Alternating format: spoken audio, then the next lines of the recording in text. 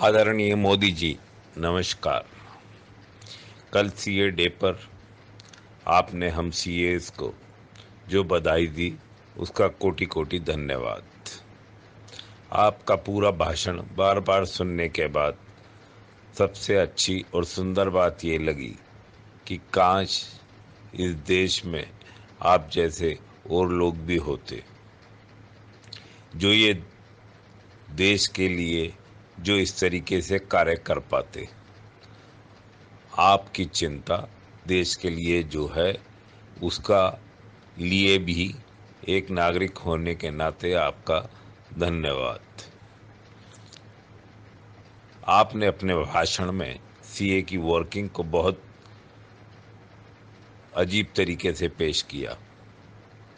अपने पूरे भाषण को आप दोबारा से कृपया देखें कि 1 लाख कंपनियां या 38,000 कंपनियां या 32 लाख 10 लाख रुपए से ऊपर के रिटर्न भरने वालों का सीए डे पर सीए की वर्किंग से क्या मतलब है। आप पूरे देश की इकोनॉमिक की समस्या अगर चार्टर्ड अकाउंटेंट डे पे या चार्टर्ड अकाउंटेंट्स को रिस्पॉन्सिबल मानते हुए कर रहे हैं तो ये घोर अपराध है और ये अपराध आपसे हुआ है। 1949 में जब ये इंस्टीट्यूट बना था तब देश का कॉन्स्टिट्यूशन भी नहीं बना था।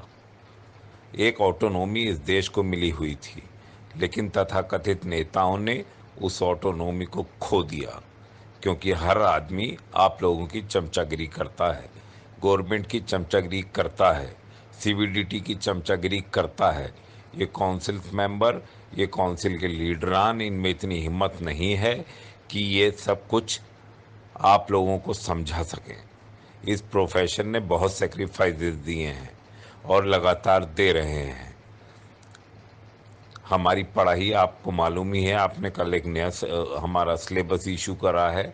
वो उच्च कोटि की एक पढ़ाई हमें की जाती है। आपकी तथाकथित फिगर्स हमेशा गलत होती हैं। इवन लाल किले से आपने एक बार ये कह दिया था कि एक गांव में 50 साल बाद बिजली पहुंची है, 70 साल बाद बिजली पहुंची है, जबकि वहां 50 साल पहले बिजली पहुंच चुकी थी। इस तरीके की गलतियां कल के भाषण में भी आपकी बहुत सारी थी। 32 लाख का रिटर्न भरने का या 10 लाख लोग अगर सिर्फ रिटर्न भर रहे हैं, इस बात का सीए से क्या मतलब है। हमारा काम है जो कंपनी लॉ में हम ऑडिट करते हैं और हर साल वो बैलेंस शीट कंपनी लॉ के रिटर्न के साथ में फाइल की जाती है।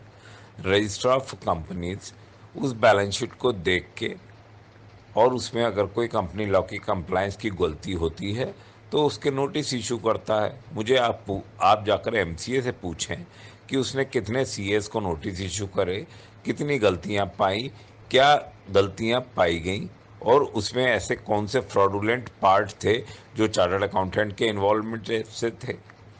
कुछ बातें आपको आपके जो कंसल्टेंट्स हैं उन्होंने गलत समझा रखी है, जैसे डिमोनेटाइजेशन से ब्लैक मनी का ख़त्म होना। 15 लाख करोड़ रुपए की जो करेंसी थी उसका ब्लैक मनी से क्या मतलब है। ब्लैक मनी तो पता नहीं इसकी 1000 गुना इस देश में होगी, लेकिन सिर्फ करेंसी नोटों की ब्लैक मनी का कोई डायरेक्ट रिलेशनशिप है ही नहीं।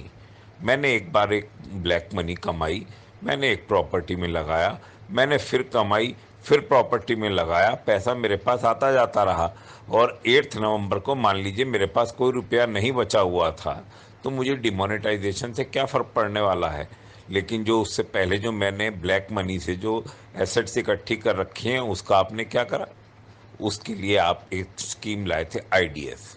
उस आईडीएस स्कीम को डे वन से जब से वो आई थी वो बिल्कुल फॉल्टी स्कीम थी। लास्ट तक उसके लास्ट दिन तक से 10 दिन पहले तक भी आप उसमें अमेंडमेंट करते रहे। क्यों होता है ऐसे कोई काम कि हम एक पूरी तैयारी के साथ नहीं उतर सकते। 50 जब ट्वीट्स आप लोगों पर पहुंचते हैं उसकी जब गलतियां बताई जाती हैं तो करेक्शंस होते हैं। इतनी जल्दी क्या है इन सब काम को करने की। क्यों नहीं हम एक प्रॉपर तरीके से प्लानिंग करके कर सकते। उसके बाद डिमोनेटाइजेशन आ गया, डिमोनेटाइजेशन में भी बथेरी गलतियां हुई।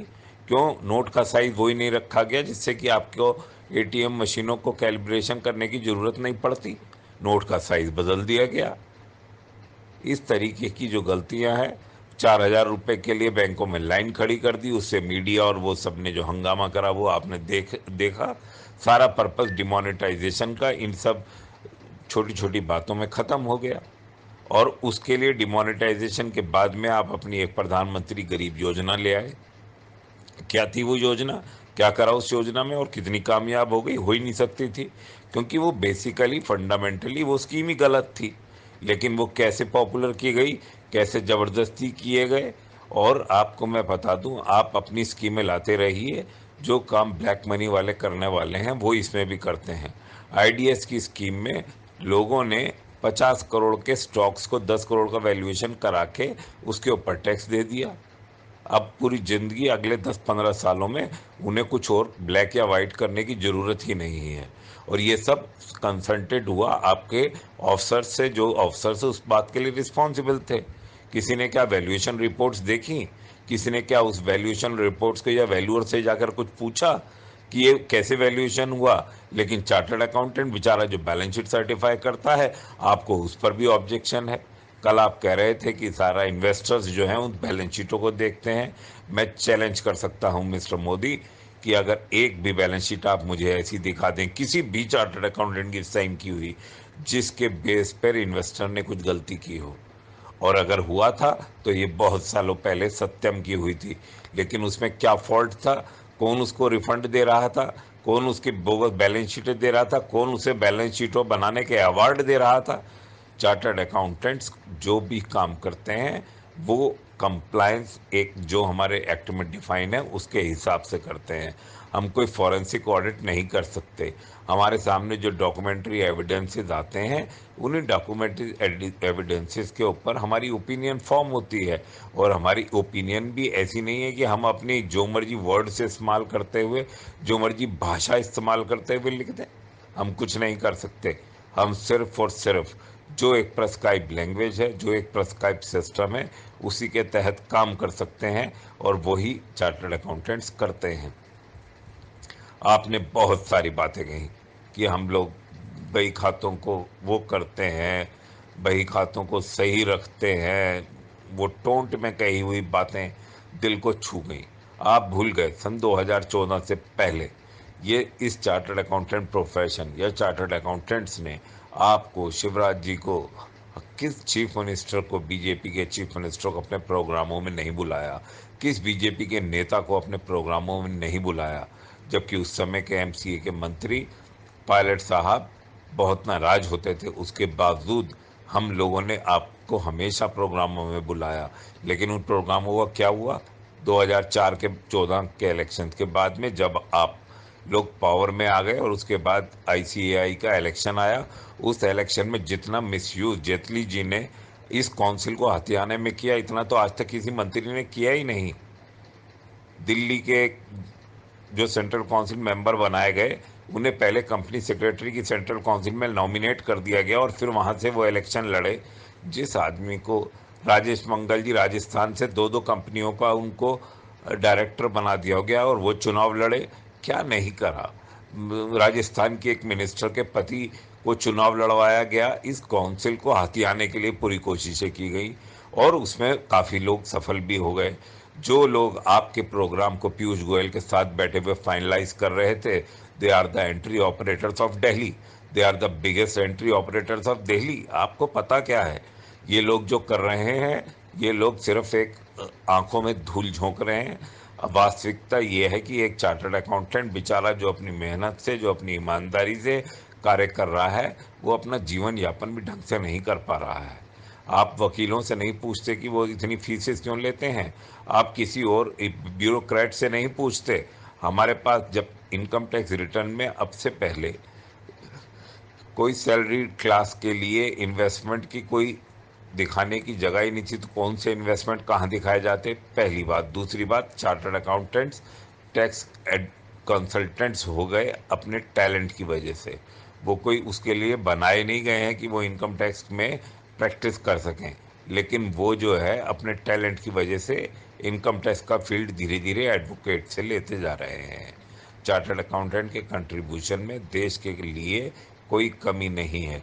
ये माइंडसेट आपको बदलना होगा। जिन लोगों ने भी आपको भड़काया है, चाहे वो डिमोनेटाइजेशन हो या कुछ हो, डिमोनेटाइजेशन के स्टिंग ऑपरेशंस में दो चार चार्टर्ड अकाउंटेंट्स के नाम आए, उस पर इंस्टीट्यूट ने कार्रवाई कर ली। आप कहते हैं सिर्फ 25 केसेस किए गए, केसेस तो थाउजेंड्स ऑफ केसेस डिसिप्लिनरी के हुए। हो सकता है 25 की फिगर वो फिगर हो जिसमें कि वो मेंबरशिप ख़त्म हुई हो, और जो मेंबरशिप ख़त्म होती है that has to be confirm from the high court. अगर हाई कोर्ट में कोई चीज़ पेंडिंग है तो हमारा इंस्टीट्यूट उसके लिए रिस्पॉन्सिबल कैसा है? अब आप एक डिसिप्लिनरी का नया मैकेनिज्म ला रहे हैं, उसके लिए आपने एक ग्रुप बना दिया है। ये सब काम जेटली साहब करते आए हैं। 2003 में जब ये लॉ मिनिस्टर बने थे, तब भी इन्होंने इस सीए एक्ट की ऐसी धज्जियां उड़ा दी थी कि पूछिए मत। उसके बाद इतना हार्श और हार्ड एक्ट बनाया था कि वो आधे से ज़्यादा चार्टर्ड अकाउंटेंटों को अपनी प्रैक्टिस और नौकरी छोड़नी पड़ती। वो तो भला हो कि उस समय यूपीए 1 की गवर्नमेंट आ गई और उन्होंने एक सेलेक्टिव कमेटी बनाकर इसको रिव्यू किया और इसमें जो हार्श प्रोविजंस है वो हटाए। लेकिन फिर वही अब जेटली साहब, इनके बारे में ये कहा जाता है कि ये सीए पढ़ रहे थे, सीए क्वालिफाई नहीं हुए, इनके मन में बड़ी कुंठा है सीएस के प्रति। ये हमेशा पिछले साल जैसे इस बार आपने भाषण दिया बुरा भला कहा है, ऐसे पिछले साल इन्होंने कहा था। और इनकी एक्टिविटीज सुन लीजिए। अगर आपकी सारी जितनी आपकी अब तक की एक्टिविटीज हैं उसको अगर किसी ने नाश करा है तो वो है सिर्फ और सिर्फ अरुण जेटली जी। कृपया करके इन सब चीज़ों से बचें। हंसमुख अधिया जी खूब काम कर रहे हैं, बट उन कामों को भी एक शेप देके, एक लोगों को कॉन्फिडेंस में लेके करना पड़ेगा। एनफोर्समेंट प्रोविजंस आपके जीएसटी में नहीं है। मैं समझता हूँ कि इतनी बड़ी ग्रे मार्केट यहाँ खड़ी हो जाएगी क्योंकि हर आदमी कंफर्ट में रहेगा। इतने बड़े टैक्स की चोरी है, कोई फ्रेट वाला उसमें से ले लेगा, कोई बाद में ऑफिसर्स उसमें से ले लेंगे, कुछ भी करेंगे। बहरहाल आपको रेवेन्यू पता नहीं कितना मिलेगा कितना नहीं मिलेगा। एक देश को इस हालात पर छोड़ देना कि जिसमें यही ना पता चले कि साल भर में क्या रेवेन्यू होने वाला है, तो आपके क्या तो बजट के प्रोविजंस हैं क्या है। अगर आपको ये बजट, क्या आपने अपने बजट में इन जीएसटी के प्रोविजंस से आपने बजट दिया है? सबसे पहले तो आप अपने इस साल का बजट को रिवाइज करें, क्योंकि जो फिगर्स आपने उठाई हैं वो एक्साइज की फिगर्स थी, और अब आपको सीजीएसटी की फिगर्स को उसके बराबर पहुंचाने में जो इसका डिफरेंस आना है उसको आप अपने बजट में ठीक करके पूरक मांगे मांगे। धन्यवाद।